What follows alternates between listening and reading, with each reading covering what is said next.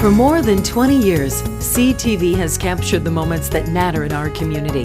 From our studios in St. Clair, you're watching Focus with Paul Dingeman. Welcome to another edition of the Focus program. My name is Paul Dingeman. Nice to see you. It is October. It's just amazing how the year is going along, but we're pleased about that. Get rid of some of that COVID problem and move on to other things. We've got Sue Daniels coming along in the second segment of the show, talk about the lighted Santa parade in St. Clair. So stay tuned for that. Joining us now, Michael Cartan. Nice to see you, sir. Nice to see you. Welcome back to the Focus set. Thank you very much. Nice to see you. So what's new with you? I'm retired now, so there's lots going on in my life, but it's only... So now you're busier than you were. Honest to goodness, I mean, there is some truth to that. I used to hear people say it, but I've got my fingers in some pies. I'm on the RISA board and the county library board, and I do plays. And what kind of plays have you got coming up? Well, I'm really proud of it. When I was at Community Mental Health, we started a theater troupe back in 2002, I think it was, and it's still going. Wow! And so that's coming up. It's a little different because it's mostly consumers of services and some staff and some community people. And this year it's like 4 vignettes, so it's not really a play. Oh, really? Yeah, and interestingly enough, the vignettes were written by the consumers, the people who go into the programs. They provided the ideas. So it's a little bit about tolerance and whatever, but not in your face. It's funny. It's pretty funny, but you get the message about differences and things like that. And it's obvious that some of our actors, clearly are different than others. So that's the CMH play, and then Miracle on 34th Street in Christmas time with Interstage Right, and Three Musketeers next year sometime. Wow! Everything got pushed forward. You're gonna go on the road here? No. With COVID, we were supposed to do Three Musketeers the week after everything closed down. So it's been sitting in the background now. But I enjoy it. It does keep me busy. It keeps me mixing with people I normally wouldn't hang out with, young people and different ideas. So it's good. Yeah, that part is good. You can't just retire and sit down. You have to keep busy. Yeah, and I'm a granddad now. Oh, wonderful! Twice. Wonderful. So I got a 3-year-old and a month-old. And oh my God! So we were just down there, and ironically, my 3-year-old's birthday is the same age as her dad, my son. Oh. So we had double birthdays last Saturday. Oh, that's wonderful. Yeah, that part's wonderful. It was fun. One of the committees you belong to is the suicide prevention. Is it a committee or a commission? Yep, it's a committee. And Amy Smith was always involved in that program. You tell me she's retired now, but still involved with this. Still involved with this. Yeah. Great lady. Oh my goodness, the best. So what does the committee do? What is it about? Well, it's made up of. Well, I'm the chair of it, and it's primarily as sort of the old guy, retired community mental health guy, because I always had an interest and participated in responding to communities where suicide took place. So I took a real interest in it, and then I got trained as a trainer and all that stuff. So after I retired, we said, well, that problem didn't go away. So let's see if we can get a committee together. And so we did. Amy was staff to it. She's still at Community Mental Health at the time. And then we invited police organizations, hospitals, fire. We have 3 people who have lost somebody to suicide that are part of our committee. And so what we try to do is a little education. We raise money, and interestingly enough, we've got a nice little budget, all donations. Yep. We try and create awareness. Our focus is on prevention, and try to do education.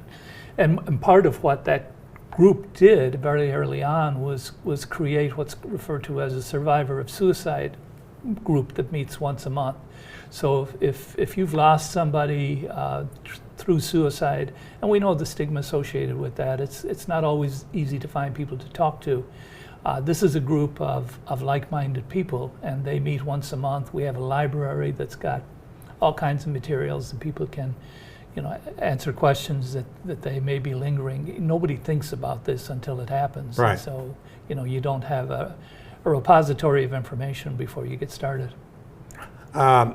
You have been close to the subject of suicide for years and years and years. Mm-hmm. I remember when you were the head of St. Clair County Community Mental Health, we would have you on, and then one time there was a bunch of high school suicides, and it was rampant in the county, and you addressed that situation. And are the numbers up or numbers down, or they level out? Well, we're puzzled. I have, the day well, let me just say this because I don't want to forget them. We have a fabulous relationship with the medical examiner's office because one of the things that get lost in a conversation about suicide are facts. How many are there really? You hear people say, oh, I know there's, 5, 6, 10, whatever. So with the medical examiner's office, we get all of the death certificates that have been ruled suicide. And actually we get the ones that were drug overdoses, but unintentional, presumably. So we have very reliable data, and this goes back to the late 80s when I was still at mental health. So we follow the pattern. And so just as an example, and just going back to 2015, we had 24 and 15, 26, or 24 and 16, 28 and 17, then back down to 24. And then this is what's troubling. We had 41 in 19, we had 40 in 20, and as of July of this year, we've had 21 already, which sort of suggests that we're going to be in that 40 range again. I think it's not all blamed on COVID and those kinds of things. No, actually, the research, again, it's another one of those where the facts get lost. The folks who want to argue that COVID and isolation and all that thing has caused an increase. Right. It's actually, there's been a drop in the suicide rate, a small drop, but it's significant because since 2002, probably, it's been a steady increase. And so, we've always said, if we could just stop it increasing, that would be one thing. What's really strange, and nobody, it's too soon, but we've probably had 3 times the number of suicide attempts nationally, and mostly with young people. So we have more attempts, slightly fewer suicides. And usually the difference between the one and the other is the means. So if somebody uses a highly lethal means like a gun, which about half of our suicides in the county are, then that's far more lethal than a drug overdose or something else where perhaps somebody can intervene and take care of it. So it's a challenge for us, and as a committee, we talk about this. The other challenge that we have is that the majority of our suicides, almost 70% of them, are people between the age of 35 and 75. We have a large number of 50-somethings and 60s and 70s. And the question for us is, here's something that's preventable. Where are these people? Why haven't they, reached out? What was the dynamics behind that? And where do we somehow reach out to them and provide them with support and information? So it's been, and that's been a pattern that's been true for the last 20 years. It's been primarily, as you would expect in our county, white males, but even nationally, it's white males are the highest number. And then there's spikes within that. A vet is probably twice as likely as a non-vet to take his life, and it's usually males. And the survivors, so many times, are just confused to say, "What happened? I didn't notice anything." Yeah, and that's the tragedy. It's estimated that there's probably close to 70 or 80 what we refer to as survivors when somebody kills themselves. Now it can be family members, obviously. It can be co-workers. It can be fellow students. Right. Teammates on teams. Once that pebble drops, and you see the impact of here's the suicide, the ripples just go on and on and on. And for many people, when they take their last breath, that's probably going to be something that they're thinking about or have thought about. So we're as concerned about the survivors and their families and we know that there's a family link, not a genetic link, but the odds are greater for a family member to kill themselves if they've had somebody in their extended family having done that. So it's another reason to pay attention.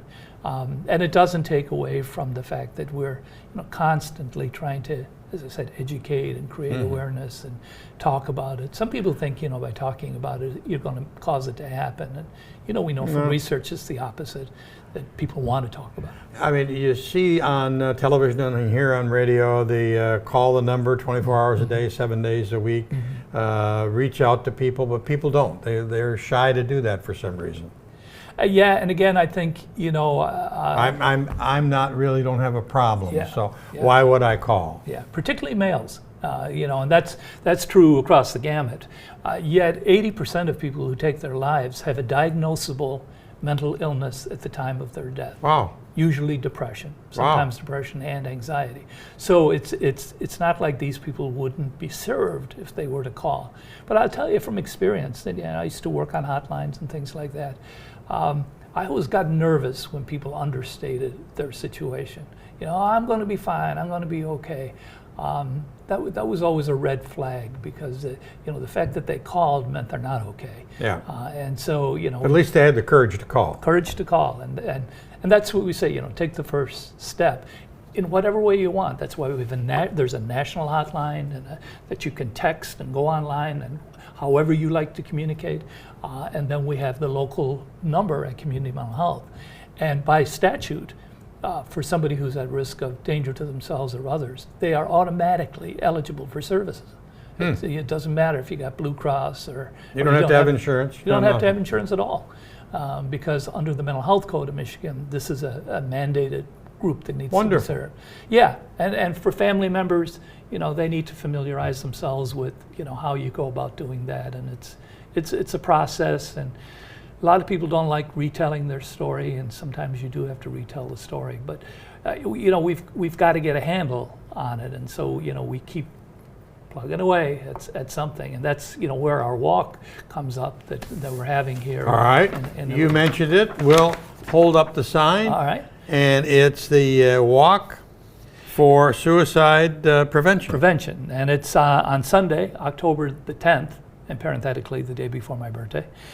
Before your birthday? Yeah, before my birthday. You'll be 39 again. Yeah, right. That's great. Yeah. It's at East China Park. Beautiful park. The folks on East China have been fabulous. It's been there. The walk has been there for numbers of years. Amy Smith's got it. Yeah, we're probably on year 12 right now.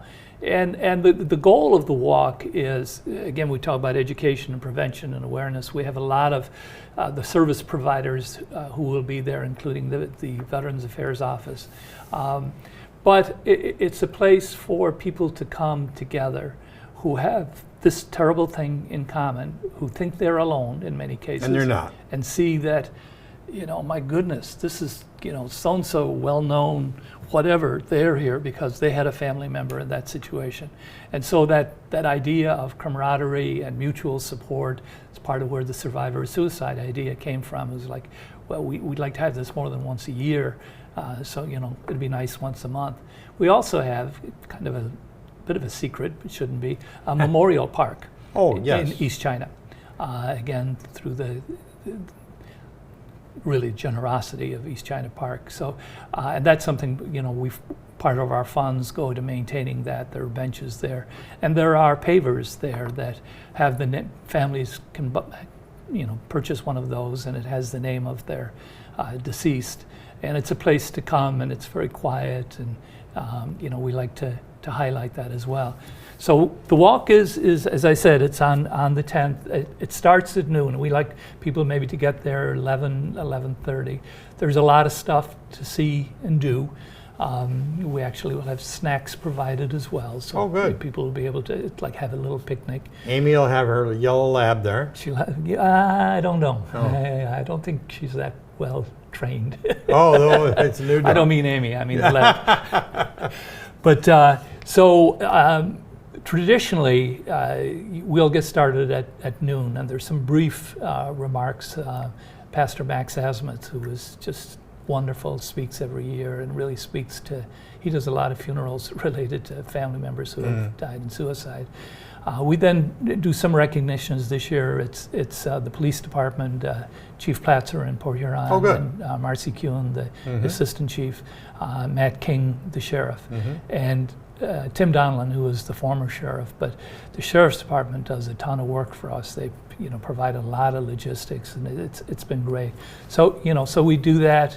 And they're normally one of the first on the scene. Absolutely, they're first responders, yeah. And so they understand full well what it is we're trying to do. And then we're going to have something that's really unique. Every year up until this year, we used to do a balloon release. We had white balloons. We gave them to everybody. They put their names on them, and then at a countdown kind of thing, we'd release the balloons, and it was so touching, and it was also kind of catharsis. It was an exhaling of letting it go. All of the things that go with that.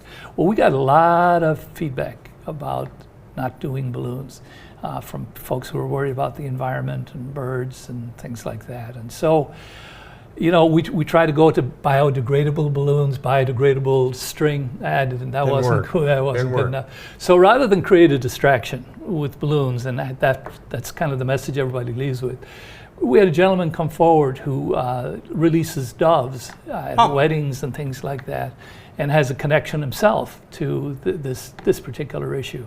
So we're going to do a dove release, and they come back. A dove release as, again, kind of that symbolic, Wonderful, that's beautiful. Yeah, and then, it's usually, we have a DJ there, and we do Let It Be, typically every year. And then when the moment seems right, we start the walk. Now, the walk is sort of minor in comparison. So the doves will be before the walk, and then you go out and the walk. And the walk is how far? You can go as far as 3 miles if you'd like, or you can go 3 yards if you like. Okay. There's no awards, there's no race. It's just the time to chit chat, and the park is beautiful, and we go out towards Meisner Road. And the walk to remember is free. That's a big word. Absolutely free. There's no open to the public. Food and beverages will be available for purchase. Commemorative event shirts will be available for $20, but.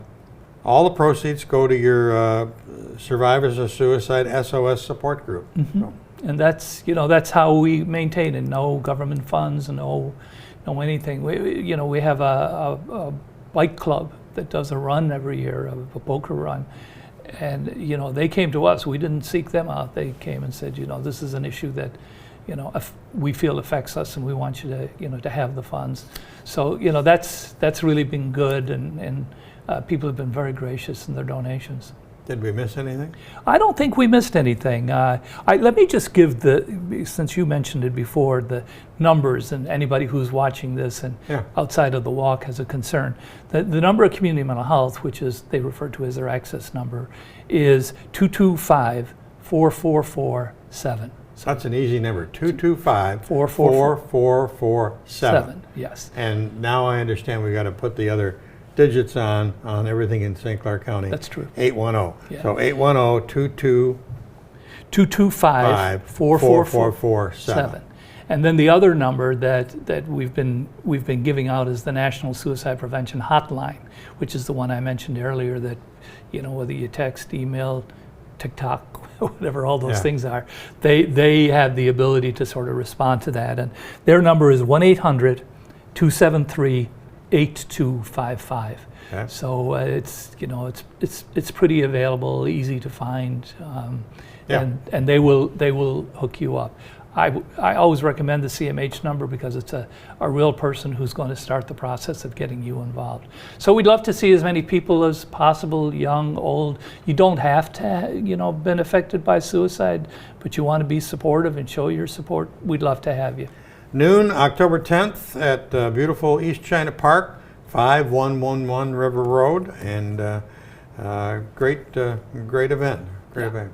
It is.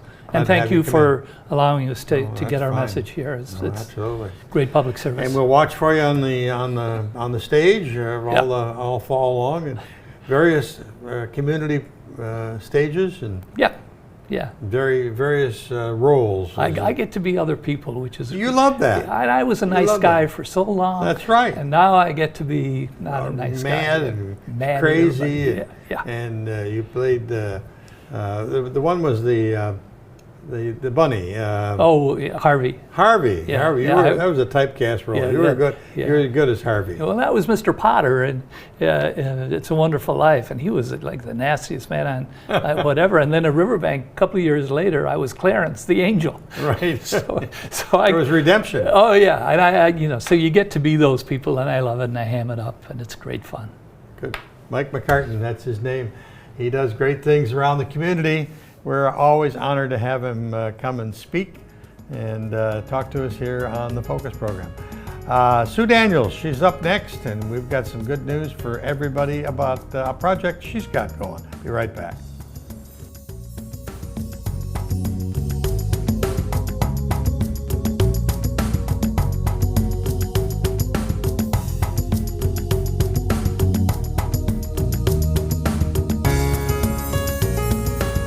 We are back, and we are back with Sue Daniels, who is active in everything, just like our previous guest. Welcome back to the Focus Show. Thank you for Nice having to see me.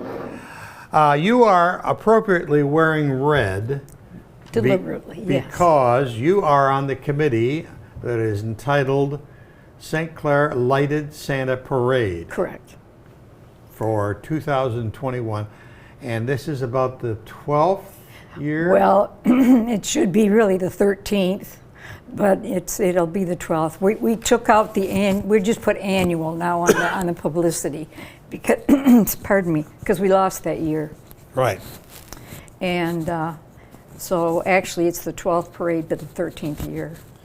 And the lighted parade has been very successful. It's grown each and every year. Yes. You are here because a mailing just went out last week. Correct. To people to help support you. Talk to me about the letter. Right. The letter went out to all the past participants and our donors who have donated toward the parade, and we're already getting donations in. Wonderful. So that's wonderful, yes. How many units did you have?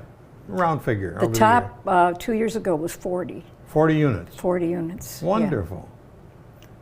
Yeah. And there's been some regulars. Neiman's comes through every year. Cargill's been in and out. Well, Cargill's, they kind of they just sponsor the reindeer now. They kind of taken a back seat because the guys were getting in trouble. What about the reindeer? You got reindeer again? Yes, we have the reindeer and the candy cane corral over in the mall, and we're trying, and it looks like it's going to happen as we light the tree after the parade, which is all refurbished new tree. I was going to bring that up too. I understand the tree will be in the same spot as it has been in the last few years. Right. In the Palmer Park. Right. But it's got LED lights now instead. Yes, it's been all redone, and because it was really in bad shape, and we're going to this year coordinate with the mall to turn all the lights on at the same time. Oh, wonderful! They kind of jumped the gun last year and turned theirs on because they were so proud of them. Oh, they're beautiful. Well, it's gorgeous. Yeah. I mean, we're little Rochester here. Right. And so Brian and I talked, and we're going to get it coordinated so that they hear the countdown and they'll flip their switch too. Yep. Good. Oh, I thought Santa Claus turned all those on. Well, yeah, he has to wave his magic wand. Wave his magic wand. Yes, he will be in charge of starting it, and then, yeah. Okay. So, how do people participate? Where do they get information if they're a group? Who could be in the parade? Anyone. A church, a choir. Yep. And all we ask is that they have a banner in front of their units so that they're recognizable. We know who they are, and the whole idea of the parade is how you can make it well lit and original and outstanding in But ways. you would like to know ahead of time, and then you'll line them up. Yes, in they order. They must sign up. They can sign up here at City Hall. We have it in the stand up out there. The forms. They can sign up. Those that participated before have already been sent out there for them, or they can go on the website and download them. Okay, the city website. City website. Okay. So it's the lighted St. Clair Santa, or lighted Santa parade. Right. It's lighted. Lighting is the big thing. And we want it, you know, you can be as creative as you want to, but use lots and lots of lights, because that really makes the whole town light up. Oh, it does. Yeah. Now, I wonder, Edison has been going through and changing the lighting in the city from those yellow orangey things To the bright. to the bright white, so that will enhance the parade too. Oh, well, it kind of takes down on the colors, though. It'll wash them out a little bit, but people will be able to see them better. Right. And we are starting on Vine, coming down to M29, turning on 3rd Street, and then anyone with children that have to get off, turn onto 3rd Street. It's legal to park there that night with their floats and get the children off safely. We don't want people stopping in the middle of the road. We've had that in the past. But the parade itself will go down M29 in front of the mall. M29 to J Street. Right. Yeah. Okay. And we are also asking that they not throw candy from the vehicles. These little children, they all have a habit of running out. We don't want anything to happen. So we ask that you have people to hand it out, walking alongside your unit. Okay. And you can hand it out to the crowd, or you can even throw it, but you're at the side. And You're it closer isn't, to the people. Yeah, it isn't thrown off the vehicle, so that, you know, these little kids, they see candy and they run. And so we hope we can get a lot of people back, bring some spirit back to St. Clair, because it really was a bummer to have to cancel last year, but we just could not go through with it. And everyone can make their choice. If they don't want to be down amongst the crowd, they can see it on Channel 6. Yeah, right. And they make up their minds whether they want a mask or not. Right. All right, so it's Sue Daniels, and what's the date? Okay, yes, it's Friday. It's always the Friday before Thanksgiving, if they could remember that. It's November 19th at 6 p.m. So it's not real early, it's just about the appropriate time. We are the kickoff event for the Blue Water area, and then everybody follows. Marine City's about a week later. Yep, Marine week City and a half. goes, then Marysville goes, then Port Huron goes. So, yeah, we have it's just something every weekend going on. Every community jumps in. It's a good way to do it, and get the spirit going and get the people get them downtown. Yep. All right, so that's Sue Daniels, and she is with the St. Clair Lighted Santa Parade Committee, and she wants to have you be involved. So give her a letter, give her a call, stop at St. Clair City Hall, pick up an application, and Kenny Young over there in the corner will help put the units together. That's about it for this edition of the Focus program. Thanks very much for tuning in. Till next time, I'm Paul Dingeman. See you soon. Thanks for watching Focus with Paul Dingeman. Focus is produced at the CTV Community Television Studios in St. Clair. For over 20 years, CTV has captured the moments that matter to our community.